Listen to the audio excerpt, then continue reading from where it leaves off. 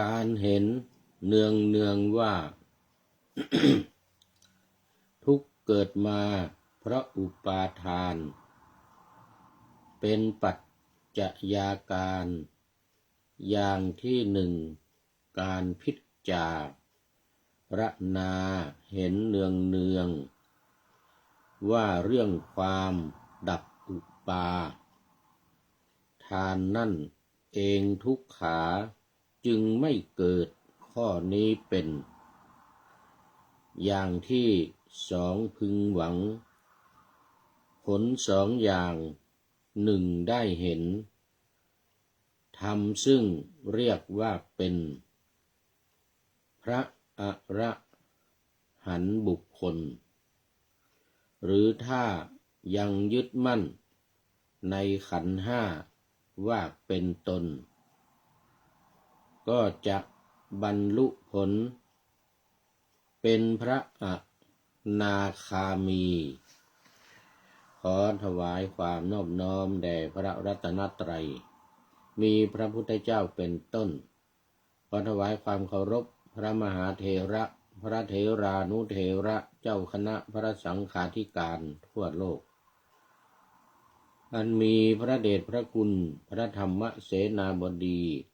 รองเจ้าคณะภาค7วัดพระธาตุดอยสุเทพเป็นต้น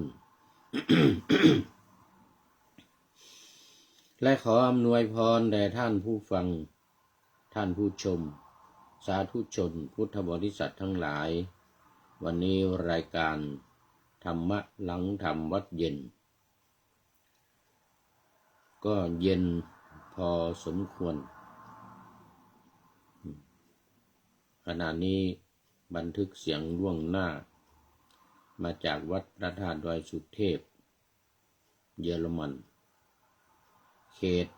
ฮิวชินบากเมืองซีเกนประเทศเยอรมนีอากาศวันนี้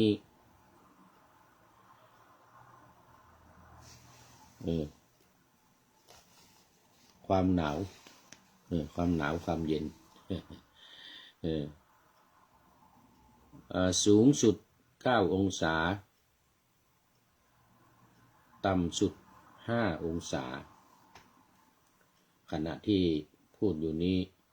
6องศามีหมอกมีคำเตือนระดับปานกลางเรื่องหมอกแล้วก็ไม่มีแสงแดดวันนี้ สังเกตดูว่าถ้ามีความเย็นต่ำลงมาไม่มีแสงแดดนั่นจะมีความอุ่นกลับกันถ้าว่าวันใดมีแสงแดดจ้าอุณหภูมิจะต่ำแล้วก็มีความเยือกเย็นตามมาด้วยความหนาวอุณหภูมิจะต่ำแปลกเหมือนกันนะ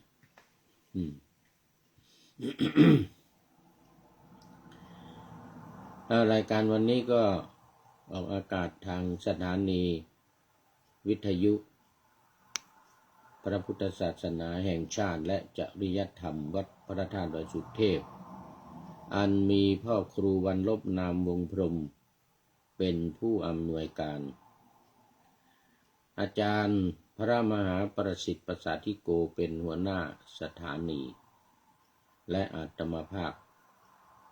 พระครูปริยัติยานุศาสตร์เป็นผู้บรรยายเป็นประจำทุกวันเว้นวันพระเวลา 18:40 นาทีถึง 19:10 นาทีโดยประมาณวันนี้ก็ยังอยู่ในเรื่องเดิมคือเรื่อง ปัจจัยแห่งทุกข์และความดับแห่งทุกข์โดยอเนกปริยายเมื่อนะซึ่งก็มาใน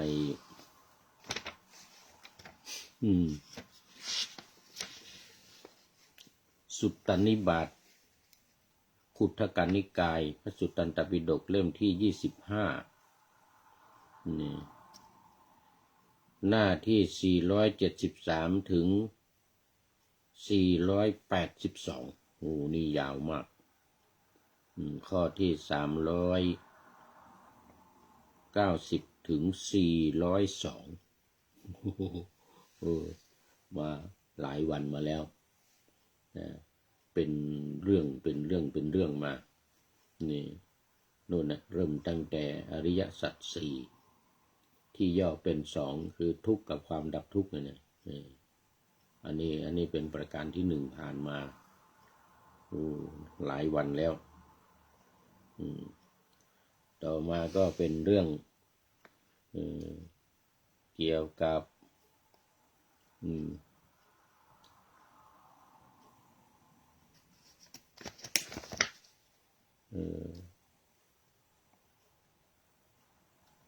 อุปธิต่อมาเป็นอุปธิจากนั้นก็อวิชชา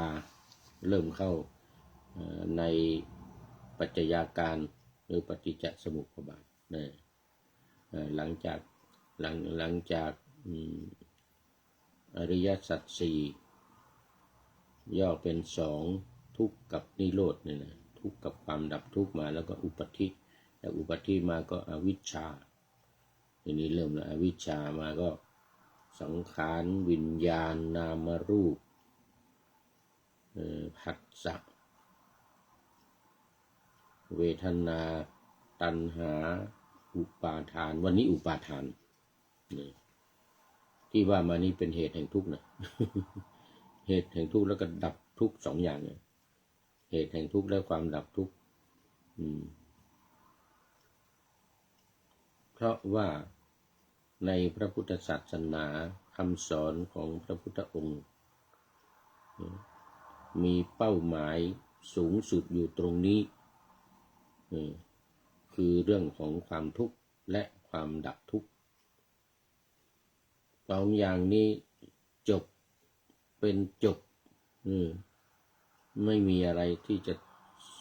เหนือไปกว่านี้แล้วเพราะอะไรเพราะถ้าดับทุกข์ได้ก็เป็นสุขเป็นบรมสุขเรียกว่านิพพานเป็นบรมสุขตามพระพุทธพจน์ที่ว่านิพพานังปรมังสุขังพระนิพพานเป็นสุขอย่างยิ่งก็คือมันหมดทุกข์ไง ก็คือมันดับทุกข์ความทุกข์ไม่มีมันก็มีแต่ความสุขตรงนี้เป็นเป้าหมายสูงสุดในพระพุทธศาสนาที่พระพุทธองค์ตรัสรู้ก็ตรัสรู้เรื่องนี้และพระพุทธเจ้าทุกรูปในอดีตเท่ากับเม็ดหินเม็ดทรายในมหาสมุทรจำนวนมากมายมหาศาลหลายหมื่นหลายแสนหลายล้านหลายโกฏปีมาแล้วก็ตรัสรู้เรื่องนี้พระพุทธเจ้าในปัจจุบันคือพระโคดมพระสักกยมุนีของเรานี่องค์ปัจจุบันก็ตรัสรู้เรื่องนี้แสดงธรรมเรื่องนี้เป้าหมายสูงสุดอย่างนี้และพระพุทธเจ้าที่จะมาในอนาคตจะมาตรัสรู้ก็ตรัสรู้เรื่องนี้คือเรื่องทุกข์กับความดับทุกข์นี้ไม่มีอะไรอย่างอื่นเป้าหมายที่จะให้มนุษย์ในโลกคนทั้งหลายในโลกพร้อมทั้งเทวดามารพรหมได้พ้นจากทุกข์และประสบสุขอย่างสุดยอดคือพระนิพพาน นิพพานังปรมังสุขังเพราะว่าพระนิพพานเป็นสุขอย่างยิ่งตอนนี้ขอต้อนรับ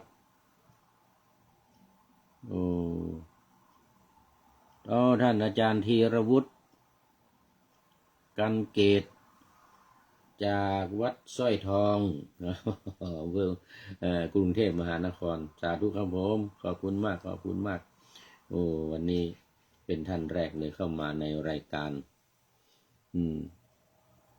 ตอนเที่ยงแล้วนี่ที่เมืองไทย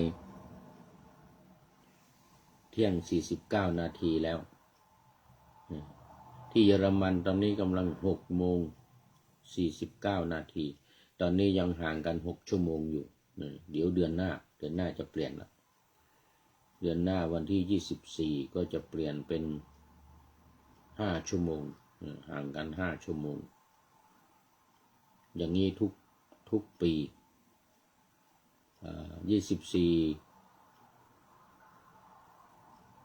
มีนาคมนี่ก็ไปถึง24 ตุลาคมหน้าร้อนเป็นฤดูกาลที่กลางวันยาวกลางคืนสั้นว่าให้มันพ้องจองกันหน่อยคล้องจองกันหน่อยก็คือกลางคืนสั้นกลางวันยาวเนี่ยแต่ในช่วงนี้ถึงวันที่24 มีนานี่กลางคืนยาวกลางวันสั้นตอนนี้เริ่มยาวขึ้นมาแล้วกลางวันของมันเริ่มยาวขึ้นมาพอถึง24นี่ก็จะเริ่มละจะเริ่มกลางคืนสั้นกลางวันยาวกลางคืนนี่3 ทุ่ม4 ทุ่มพระอาทิตย์ตก3 ทุ่มครึ่ง4 ทุ่มอย่างนั้นแล้วตอนเช้าก็ตี 3 ตี 4พระอาทิตย์ขึ้นแล้วอย่างเงี้ยนะกลางวันจะยาวกลางคืนจะสั้นตอนนี้กลางคืนยาวอยู่กลางวันสั้นเดี๋ยวจะไปเปลี่ยนเดือนหน้าไปถึงเดือนตุลาเลยพอเริ่มจาก24 ตุลาไปก็เอาละทีนี้กลางคืนยาวแล้วกลางวันสั้นลงเหมือนตอนนี้กลางวันสั้นกลางคืนนี้ยาวเพราะมันหน้าหนาวจะออกหน้าร้อนไปก็กลางคืนสั้นกลางวันยาวที่ประเทศอังกฤษเขาจะมีประเพณีนะที่เมืองเมืองอะไรที่มีสโตนเฮนจ์ที่ก้อนหินตั้งอยู่นั่นนะเมื่อ2 ปีก่อนก็ญาติโยมที่อยู่ใกล้สโตนเฮนจ์นั้นนิมนต์ไปเจริญพระพุทธมนต์ทำบุญประเพณีกลางคืนสั้นกลางวันยาวนะกลางคืนสั้นกลางวันยาวที่สโตนเฮนจ์ในประเทศอังกฤษนะก็จะมีประเพณีนี้ทุกปีแล้วที่สโตนเฮนจ์นั่นก็จะเปิดให้เข้าชมฟรีไม่เก็บตังค์ไม่เก็บเงินคนก็จะหลั่งไหลกันไปมากเพราะมันจะเปลี่ยนฤดูกาลจะเปลี่ยนจากกลางวันสั้นกลางคืนยาวเป็นกลางคืนสั้นกลางวันยาวจะเริ่มจากนั่นวันที่24ญาติโยมที่อยู่นั่นก็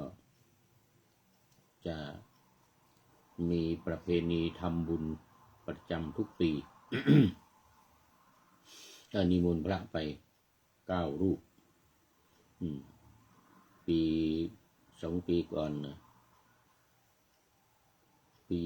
2566แล้วก็ไปเจริญพระพุทธมนต์ทำบุญกันญาติโยมเป็นประเพณีประจำทุกปีก็ไป ไปกันหลายที่หลายทางไปรวมกันที่นั่นแล้วญาติโยมที่อยู่ประจำที่นั่นก็มีจากเชียงรายเชียงใหม่อยู่ที่นั่นลืมชื่อไป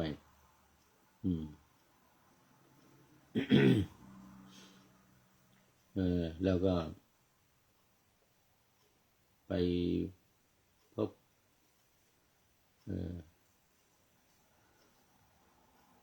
น้องสาวของ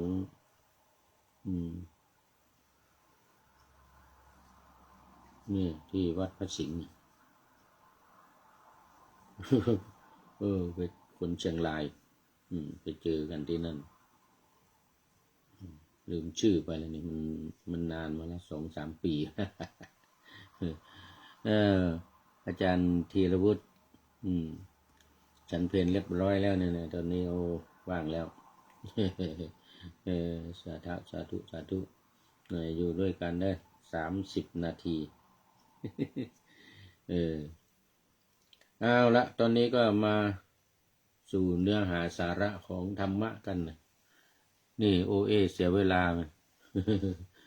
วิหารลาย เสียเวลา16 นาทีแล้วเนี่ย วันนี้ขณะที่พระเดชพระคุณหลวงพ่อกำลังนำพระภิกษุสงฆ์สามเณรญาติโยมอุบาสกอุบาสิกาศรัทธาญาติโยมทั้งหลายสวดมนต์เย็นทำวัดเย็นสวดมนต์เย็นแล้วก็ทำสมาธิภาวนาอยู่ขณะนี้เป็นสมถกรรมฐานพุทธานุสติ1 ใน 40 อย่างของอารมณ์สมถะการทำจิตให้สงบ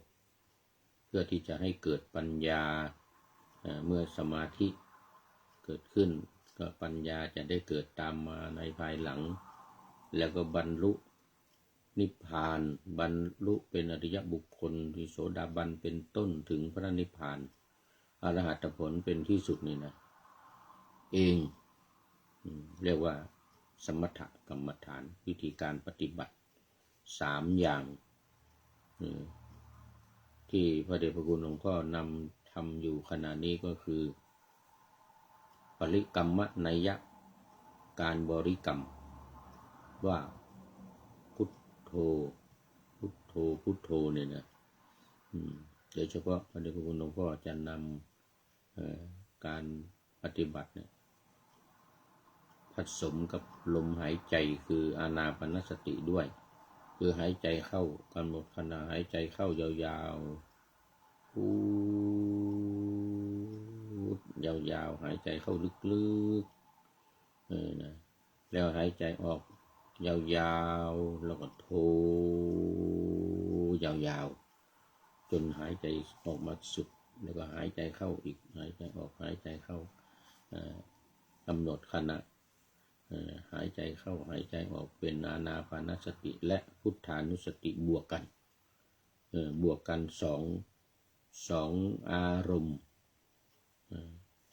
2 อารมณ์ในหมวดเดียวกันอนุสติ10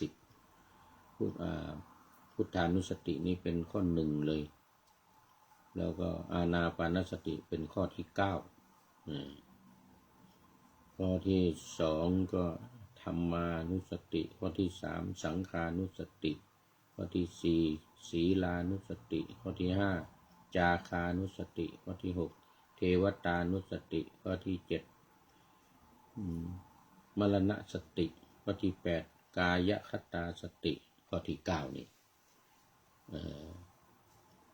อานาปานสติอานาปานสติข้อที่10อุปสมานุสติไม่ค่อยนิยมแต่ก็ในสมัยพุทธกาลนิยมคือการระลึกถึงคนที่ระลึกถึงพระนิพพานอุปสมานุสตินี่คือหมายถึงว่า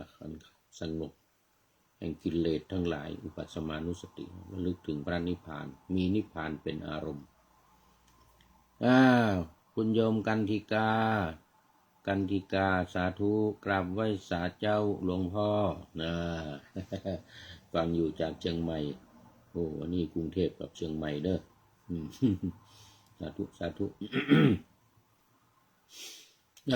นี่เป็นฝ่ายสมถกรรมฐานส่วนที่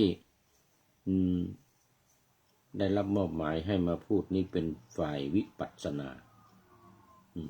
ฝ่ายวิปัสสนาก็มี3อย่างเหมือนกันคือการฟังการคิดและการคิดเองนะการฟังการคิดเองและการพิจารณาหัวข้อธรรมให้เกิดปัญญาอันนี้ต่างกับสมถะนะสมถะนี่ให้เกิดความสงบอันนี้ให้เกิดปัญญาเกิดความรู้ความเข้าใจสายตรงเข้าสู่การบรรลุด้วยปัญญาคนที่ได้บรรลุจากการปฏิบัติวิปัสสนานี้เรียกว่าปัญญาวิมุตติหลุดพ้นด้วยปัญญาส่วนสมถกรรมฐานนั้นเรียกว่าเจโตวิมุตติหลุดพ้นด้วยใจหลุดพ้นทางใจหลุดพ้นด้วยใจก็คือใจที่เป็นสมาธิใจที่สงบเป็นสมาธิตามเป้าหมายในการปฏิบัติกรรมฐาน40อย่างนั่นนะนอกจากบริกรรมหรือการนับหรือว่าระลึกตามหัวข้อต่างๆนะก็เป็นอยู่ในเป้าหมายในการที่จะให้จิตสงบเท่านั้นเมื่อจิตสงบแล้วก็มันจะเกิดปัญญาเองอาศัยบุญญาบารมีที่ได้สั่งสมมาจึงจะเกิดเองบรรลุเองเหมือนสมัยพุทธกาลนี่ไว้เพราะว่าคนมีทุลีในตาน้อยคือกิเลสทุลีคือกิเลสในตาน้อยแต่ปัจจุบันนี้อาจจะยากหน่อยเพราะคนมีทุลีกิเลสในตามาก เหลือมากผู้ที่มีกิเลสในตาน้อยนั่นไปหมดแล้วบรรลุไปหมดแล้วสมัยพุทธเจ้าก็หลายหมื่นหลาย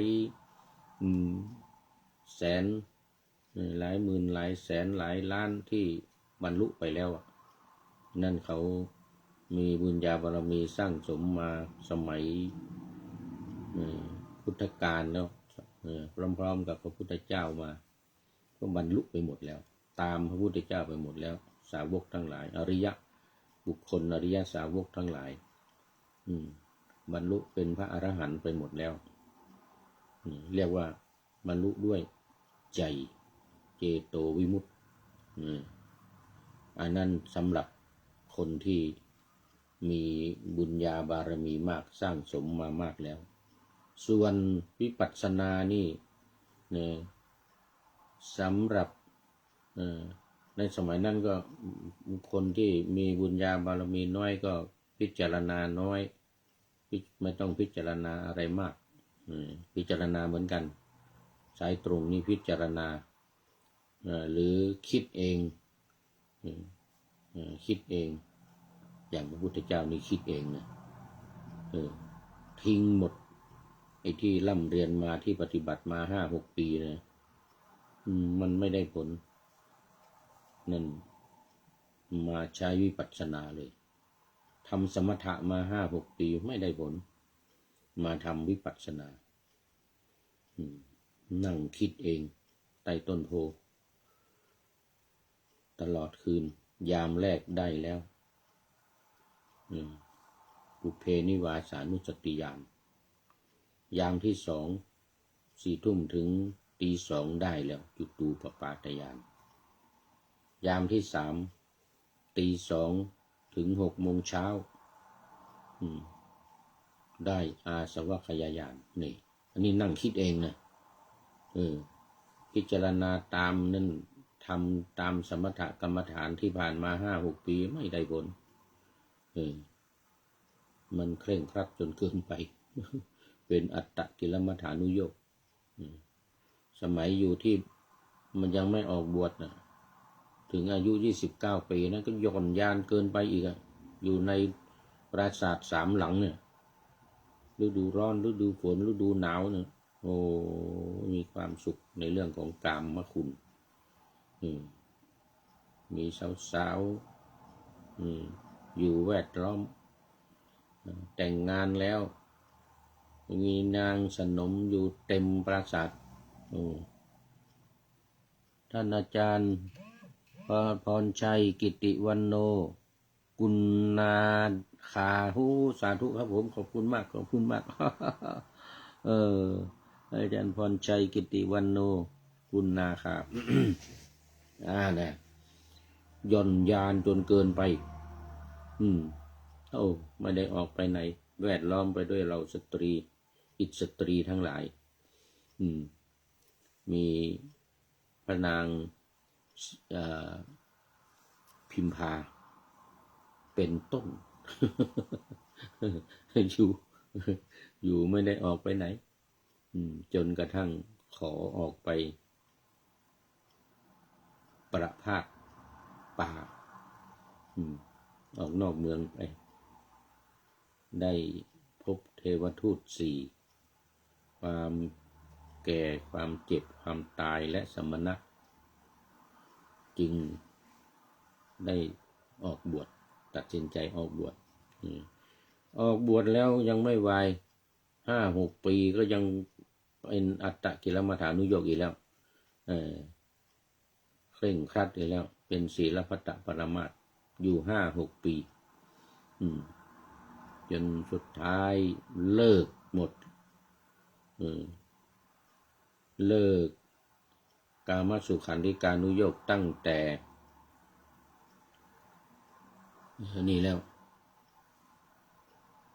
ตั้งแต่อายุ29แล้วก็มาปฏิบัติอัตตกิลมัฏฐานุโยคอีก6 ปีแล้วก็มาปฏิบัตินี่อย่างวันนี้อุปาทานตัดปัญหาอุปาทานเกิดขึ้นก็เป็นสาเหตุของความทุกข์ดูไปดูมาหมดเวลา หมดเวลาเป็นว่าอุปาทานกันแล้วกันวันนี้นะพิจารณาอุปาทาน